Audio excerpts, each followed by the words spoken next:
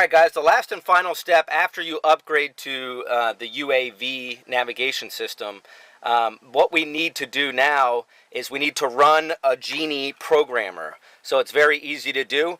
Right behind this console here is a security gateway module. We need to disconnect the two connectors that are in it, plug it into our bypass. Then we can run our OBD Genie programmer in the OBD2 port. We're going to wait for the solid green light.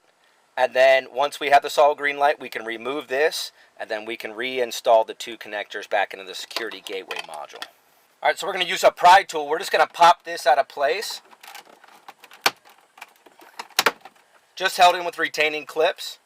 Once you do it, you could disconnect it fully, or you can just kind of have it rest below. But what we're after here is the security gateway module. There's going to be two connectors in it. So basically just disconnect those two connectors.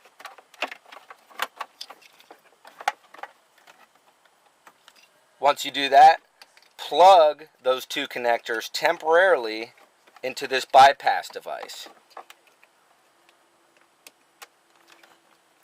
You'll hear them snap into place. Then all you do is put the vehicle in the on position and you plug the programmer into the OBD2 port. We're going to wait for the green light.